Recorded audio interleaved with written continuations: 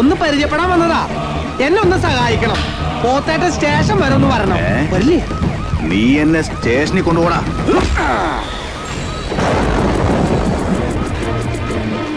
പോത്തിനോട് വേദാന്തം തോന്നിയിട്ട് കാര്യമില്ലെന്ന് എനിക്കറിയാം. ഞാൻ നിന്നെ ഇവിടുന്ന് കൊണ്ടുപോകും. കാരണം എനിക്ക് എന്നെ ഇവിടുന്ന് കൊണ്ടേ പറ്റൂ.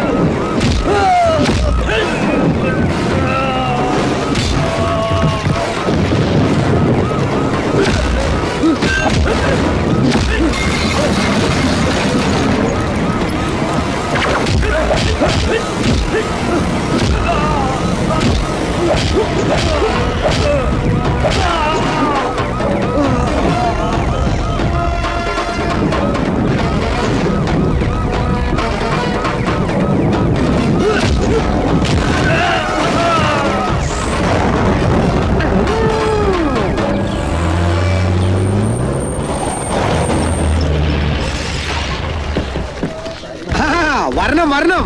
ഞാൻ ആരൊക്കെയാ മോൻ? പോത്തിന്റെ ആരാന്ന് പറഞ്ഞേ? ആരാന്നറിയണെങ്കിലേ ഇവിടുത്തെ പോലീസുകാരോട്. ഒരു മിനിറ്റ്. പോലീസുകാരാ? ഈ പന്ന കഴിവറ മോൻ ആരാ? പാർട്ടിയുടെ മണ്ഡലം കമ്മിറ്റി പ്രസിഡന്റാ, ശ്രീധരൻ മുതലാളി. അപ്പൊ ലോക്കൽ ആണല്ലേ. സാറിനെ പറ്റി പോത്തിപ്പോ പറഞ്ഞോളൂ. തൊണ്ടയിൽ കിച്ച് കിച്ച്. എന്താ ചെയ്യുക? സാറേ ഞാൻ സ്വതന്ത്രനാ. നിന്റെ പാർട്ടി ഏതാന്ന് എനിക്ക് അറിയണ്ട. ഊരമുണ്ട്. ഞാൻ പാർട്ടിയുടെ കാര്യമല്ല സാറേ പറഞ്ഞത്. ഞാൻ വിത്തൗട്ടാ, ഞാൻ ശൂന്യനാ. ശാവം നിർത്തോ. ഞാനും വരാം. ഞാൻ എന്റെ അളീന്റെ വീട്ടിൽ പോലെ എസ് പി എടുത്തിക്ക. ഞാൻ പോയി സസ്പെൻഷൻ ഓർഡർ വാങ്ങിച്ചിട്ട് വരാം. നീ ഇവിടെ വെയിറ്റ് ചെയ്യാൻ. വാചകം അടിച്ചോണ്ടിരിക്കരുത്. വൈകുന്നേരത്തിന് മുമ്പ് വീട്ടിൽ എത്തുള്ളതാ.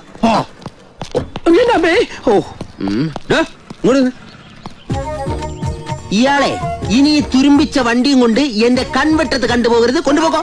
ഇനി ഞങ്ങൾ ഈ വണ്ടിയിലാ പോകുന്നത്. AC അങ്ങ് നാട്ടിലേക്ക്. അല്ല സാറ് വരാതെ? സാറിങ്ങ വന്നാലേ ഇയാള് പോവോളാ. ഞാൻ പറയും പോലെ എന്നെ സാറ് പറയുന്നത്. പോലീസുകാർക്ക് മാത്രമല്ല പുളിച്ച തെറി വിളിക്കാറിയാം. നല്ല കർണപടം പൊട്ടുന്ന പുളിച്ച തെറി എനിക്കും വിളിക്കാറിയാം. മനസ്സിലായ? നിനക്ക് ഇപ്പൊ മനസ്സിലായ? ഒരാവശ്യമില്ലായിരുന്നു. മാധവൻകുട്ടി പെട്ടെന്ന് പറഞ്ഞേ. Congratulations mister Madhavankutty. Thank you sir.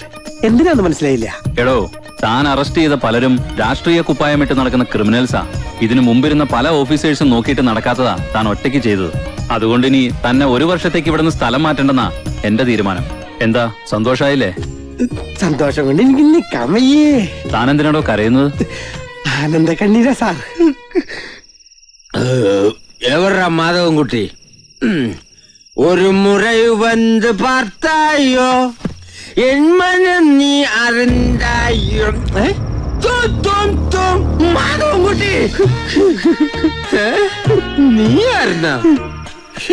ഇനി ഇത് മാത്രം ഒരു മാർഗമുള്ളൂ. കറക്റ്റ്. ഇതുകൊണ്ടാ കമ്മീഷണറുടെ തലക്കിട്ട് ഒറ്റയടി. അതോടെ നിന്റെ സസ്പെൻഷൻ ഉറപ്പായി. സസ്പെൻഷൻ മാത്രല്ല, ജോലിയും പോവും, ജയിലൊരു മുറിയും കിട്ടും. ഒരടിക്ക് എന്തെല്ലാം ആനുകൂല്യം. നീ രക്ഷപ്പെട മാധവൻകുട്ടി. നീ ഇതൊന്ന് പിടിച്ചേ. എനിക്കെന്തിനാ? എന്റെ കാല് തല്ലോടിക്കാൻ. Medical leave. ഇനി അത് മാത്രം രക്ഷപ്പെടാൻ മാർഗമുള്ളൂ. എടാ, കാലൊടിഞ്ഞ ഏത് പോലീസുകാരന് ലീവ് കിട്ടും? എടാ അടിക്കടാ.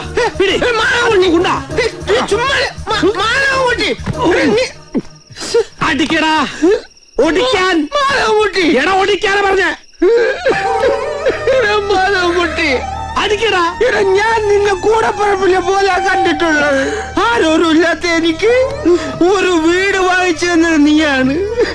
ഇത്രയും നാള് കൂടെ അറിഞ്ഞിട്ട് എന്റെ മനസ്സിന് സന്തോഷമുള്ള ഒരു കാര്യം ഇപ്പഴാ നീ പറഞ്ഞത്. നിവർത്തി വെക്കണ കാല് പുള്ളി ഇപ്പൊ ഞാൻ അടിച്ച് പൊട്ടിച്ചേരാം. വെക്കണ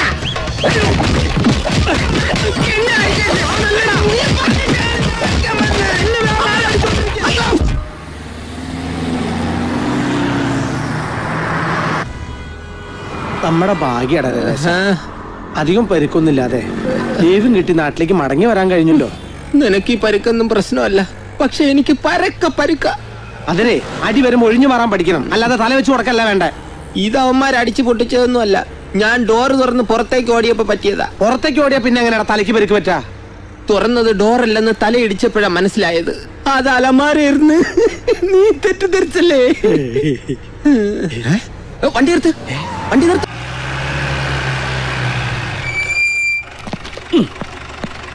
അമാരെ പൊക്കിയോ? Okay sir.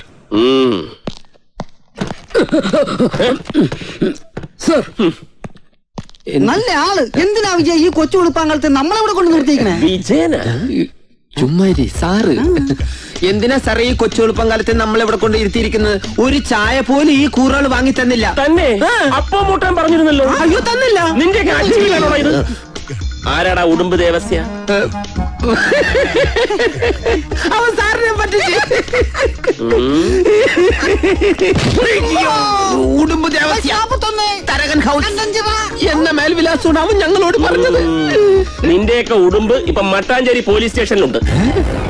Deputy mayor Damodaran Potti കൊലക്കേസ് ഉൾപ്പെടെ 4 കൊലക്കേസിൽ പ്രതിയായ ഉടുമ്പിനെ മട്ടാഞ്ചേരി പോലീസ് വളരെ പ്രയാസപ്പെട്ടാണ് കീഴടക്കിയത്. നല്ല മിടുക്കം പോലീസുകാർ. അടുത്ത കാലത്ത് കബഡി മത്സരത്തിനിടയിൽ ജസ്റ്റിസ് വിശ്വനാഥിനെതിരെ ഉണ്ടായ വധശ്രമത്തിന് പിന്നിലും ഇയാളാണെന്ന് പോലീസിനോട് സമ്മതിച്ചിട്ടുണ്ട്. നിന്റെ വീട്ടിൽ എത്ര ദിവസം ഉണ്ടായിരുന്നടാ? എന്റെ മനസ്സ് പറയുന്നു 10 ദിവസം ഉണ്ടായിരുന്നെന്ന്.